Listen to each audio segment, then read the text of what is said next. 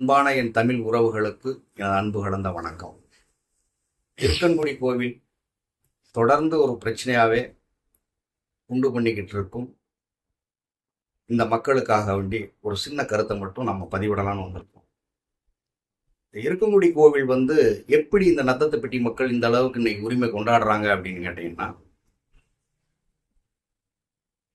சுதந்திரத்திற்கு முன்னாடி இந்த கோவில் இருக்கன்குடி தேவேந்திர குல வேளாளர்களால் கண்டெடுக்கப்பட்டு அது கட்டமைக்கப்பட்டு இன்னைக்கு பெரும் அளவில் வளர்ச்சி அடைந்திருக்கிறது.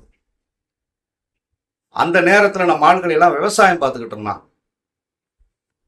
வயல்வெளி சேத்துல உழுது விவசாய தொழில் அதிகமாக ஈடுபட்டுக்கிட்டு இருந்ததுனால இந்த சாமியை தூக்குறதுக்கு இந்த நத்தத்து பெட்டி கழுகுமெட்டு பெட்டி மக்கள் உள்ள அந்த மறவர் மக்களை கூப்பிட்டு எப்ப நீங்க சாமியை தூக்குங்க, நாங்க வயல்வெளியில வேலை பார்த்துக்கிட்டு இருக்கோம், சேரும் சகதியுமா இருக்கு, கோயிலுக்குள்ள சாமியை தூக்கிட்டு போக முடியாது அப்படின்னு கொடுக்கப்பட்ட உரிமை தான் அவங்களுக்கு இன்னைக்கு சாமியை தூக்கக்கூடிய உரிமை.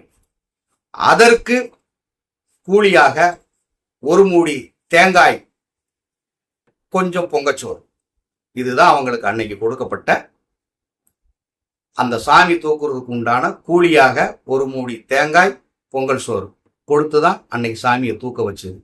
அந்த காலத்தில் இருந்த பெரியவர்களை அத்தனை பேரும் இது நல்லாவே விஷயம் தெரியும். அதை தொண்டு தொட்டு அந்த மாதிரி வந்ததை இன்னைக்கு அவங்க உரிமையா கொண்டாட ஆரம்பிச்சிட்டாங்க. அவங்களுக்கு தமிழ்நாட்டில் உள்ள எந்த கோயிலுமே எந்த உரிமையும் கிடையாது. தேவேந்திரகுல வேளாளர்கள் அன்று பாண்டியர்கள் கட்டிய அத்தனை கோயில்களுமே இன்று வரை பரிவட்டம் கட்டிக்கிட்டு இருக்கான். அந்த சமூகத்துக்கு எந்த கோயிலையாவது பரிவட்டம் கட்டுறதுண்டா? ஒரு கோயிலை சொல்லுங்க பார்க்கவும். எந்த கோயில உங்களுக்கு உண்டான ஒரு பரிவட்டம் கட்டக்கூடிய உருமா கட்டுறது நான் சொல்லல. நீ உருமா கட்டுறது நீயா துண்டு எடுத்து கட்டிடுறது உருமா கட்டுறது. பரிவட்டம் கட்டுவது என்பது விதிமுறைப்படி அந்த கோயில் சட்டதிட்டங்களுக்கு உட்பட்டு அதனுடைய உரிமையாளர் படி அவங்களுக்கு அந்த ஆண்டாண்டு காலமாக அரச பரம்பரையில் வாழ்ந்து வந்த அந்த மக்களுக்கு தான் பரிவட்டம். உருமா கட்டுறது எவன் காசு கொடுத்தாலும் உருமா கட்டுவான். ரெண்டுக்கும் வித்தியாசம் இருக்கு, ரெண்டையும் போட்டு குழப்பிக்கிறாங்க. அப்படிங்கிறதுனால இந்த கோயில் எப்படி அவங்க உரிமை கொண்டாட வர்றாங்கன்னா, உங்களை சாமி தூக்க வச்சான்ல தேவேந்திரன், அதன் அடிப்படையில தான் இன்னைக்கு நீ உரிமை கொண்டாடுற. இதனுடைய சர்வே எண்ணு எங்களுக்கு 95 இந்த மாதிரி பதியப்பட்டிருக்கு. நத்தத்துப்பட்டி பஞ்சாயத்துக்கு தான் உள்ள வருது அப்படின்னு தொடர்ந்து நீ போற இடம்லாம் சொல்லிப்படி அந்த சர்வே எண்ணை கேன்சல் பண்ணி நீதிமன்றம் கலெக்டரை கூப்பிட்டு தலையில கொட்டு அனுப்பி இதை சரியா வரைமுறை பண்ணிட்டு வான்னு சொல்லி அதை செல்லாதுன்னு தூக்கி எறிஞ்சாச்சு.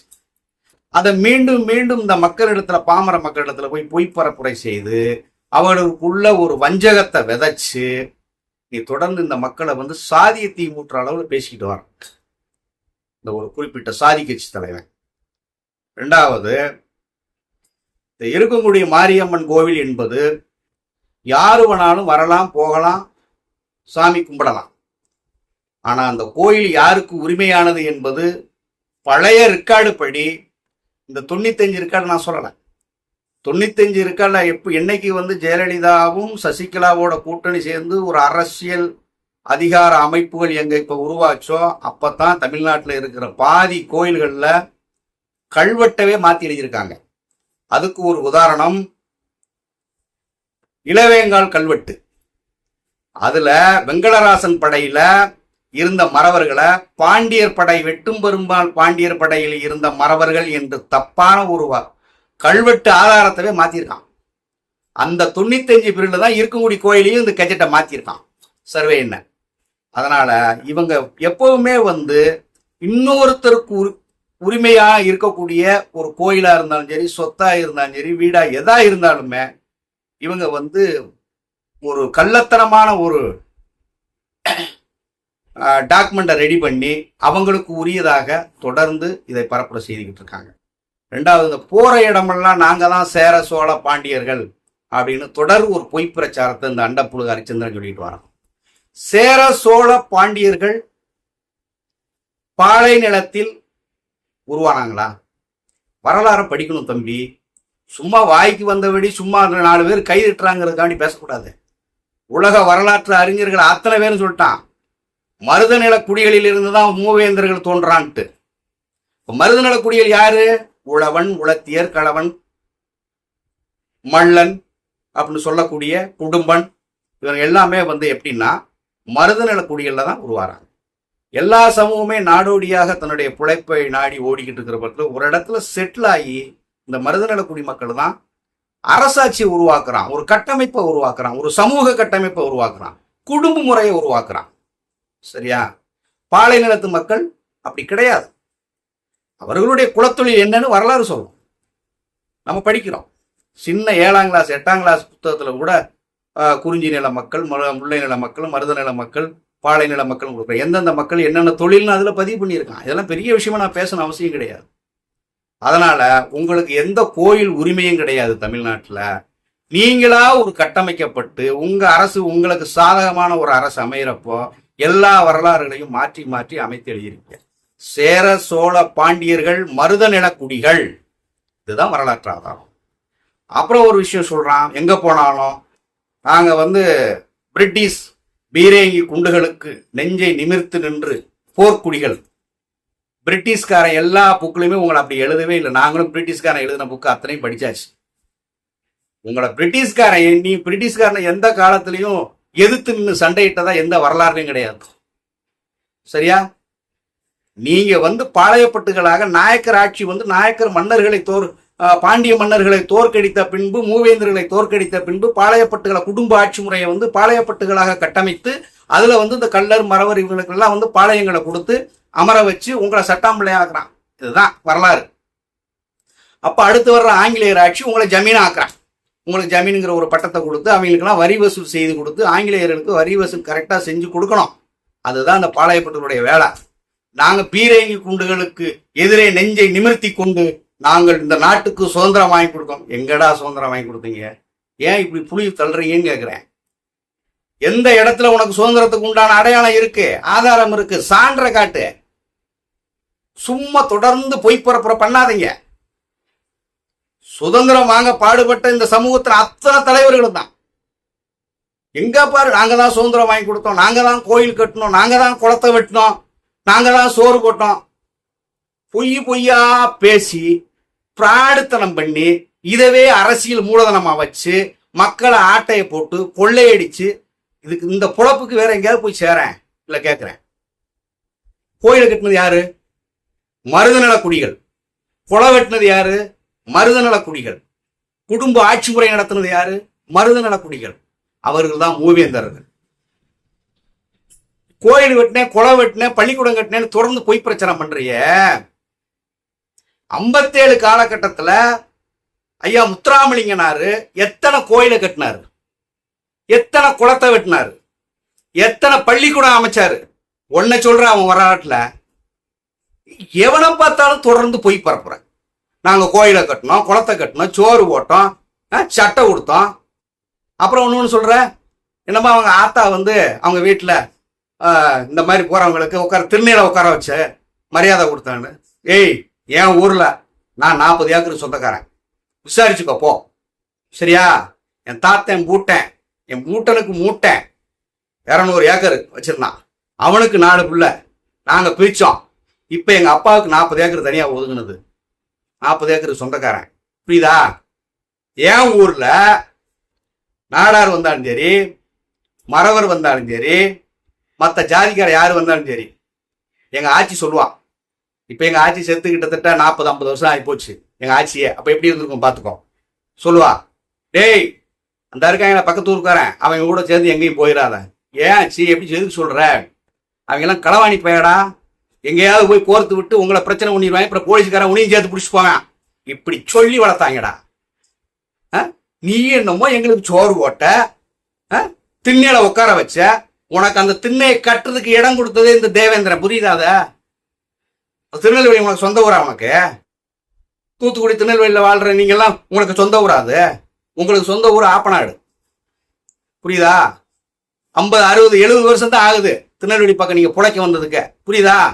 அதே மாதிரி 95 பீரியடு 1995ல சங்கரநாதர் கோயில் இருக்குல்ல, அதுக்குள்ள பூலித்தேவன் போட்டா இப்ப வச்சிருக்கீங்கல்ல, அது எப்பல இருந்து வச்சான்? வரலாறு சொல்லு, நான் சொல்றேன். 1991 பிறகுதான் பூலித்தேவனுடைய போட்டா சங்கரநாதன் கோயிலுக்குள்ள வைக்கிறீங்க. இங்க அவர் ஒளிஞ்சாருன்னு ஒரு கதையை அதுக்கு ஒண்ணு செட்டப் பண்றீங்க. இப்ப என்ன பண்றீங்க, உள்ள சிலையை வைக்கிறதுக்கு பிளான் பண்றீங்க. ஏன்டா இப்படி பொய்யா வரலாறா பேசி நீ நாட்டில் என்னத்தை சாதிக்க போற? இதற்கு முன்னாடி முகலாயர் ஆண்டார, நாக்கிர ஆண்டான், பிரிட்டிஷ்கார ஆண்டான். அவன் வரலாற்று சோடுகள்லாம் இதெல்லாம் எதுவும் கிடையாது. புரியுதா? பூலித்தேவர் அவரும் ஒரு பாளையப்பட்டு தான். மக்களை குஷிப்படுத்தணும், தமிழ் மக்களை பெருமைப்படுத்தணும் அப்படின்னு இந்த அரசாங்கம் என்ன பண்ணுச்சு, அவர்களெல்லாம் மன்னரா ஒரு பட்டம் கொடுத்து பிற மாநிலத்திற்கு நாம பெருமையா சொல்லணுங்கிறதுக்காக வேண்டி இதை இவங்க சுதந்திரத்துக்கு பாடுபட்டாங்க, இவங்க மன்னர் பரம்பரைய அப்படின்னு ஒரு வரலாறை எழுதி வச்சான். ஆனா அது உண்மை வரலாறு இல்லை. பிரிட்டிஷ்காரன் எழுதின அத்தனை வரலாறுமே இவங்களை மன்னரா குறிப்பிடல எந்த இடத்துலையும். வேண்டாம், எங்க வேணாலும் போய் செக் பண்ணிக்கோ. இதே எக்மோர் கன்னிமேரா லைப்ரரியில இருக்கு நிறைய விஷயங்கள், ஆவண காப்பகத்துல இருக்கு. இவங்கெல்லாம் பிரிட்டிஷ்காரன் புக்ல மன்னரா எவனையுமே குறிப்பிடல. அவன் குறிப்பிட்டது கூட பாளையப்பட்டுகளா குறிப்பிட்டிருக்கான், ஜமீன்களா குறிப்பிட்டிருக்கான். இந்த ஜமீன்கிற பட்டத்தை ஆங்கிலேயர் கொடுத்துருக்கான். நீங்க என்னமோ நாங்க தான் மன்னர், நாங்க தான் ஆண்ட பரம்பரை, நாங்க தான் இவங்க எல்லாத்துக்கும் சோறு ஓட்டம், சுதந்திரம் வாங்கி கொடுத்தோம் தொடர்ந்து பொய்யாவே பிரச்சனை பண்றிய. உண்மையாவே நீ வரலாறு படிச்சிருக்கியா? இல்ல இந்த மக்களை இப்படியே உசுப்பேத்தி சாதி பிரச்சனை உண்டு பண்றதுக்கு பிளான் பண்றியா? அவங்க உண்மை வரலாறு என்ன? தயவு செய்து இந்த மாதிரி பேசுறத நிறுத்து. போர்க்குடி என்ன, நீதான் போர்க்குடியா நாட்டுல? இல்ல தெரியாம கேட்கிறேன். டேய், மருத நிலத்து மக்கள் தான்டா போர்க்குடி.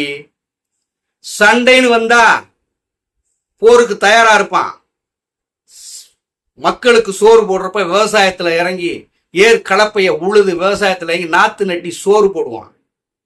போர் பிரச்சனையில போருக்கு போய் நிற்பான். அவன் தான் மல்லர். எல்லா இலக்கியம் சொல்லுது. புரியுதா? எந்த இலக்கியத்தை நீ படிச்சாலும் அதான் சொல்லுது. சேர சோழ பாண்டியர்கள் நாங்க தான். நாங்க என்ன, நீ சேர சோழ பாண்டியர்களுக்கு என்ன அத்தாட்சி வச்சிருக்கும் போது அதை சொல்லு தம்பி. சேர சோழ பாண்டியர்கள் எந்த நிலத்துல உருவானா அதை பேசு. சேர சோழ பாண்டியர்கள் உழவா களவா அதை சொல்லு.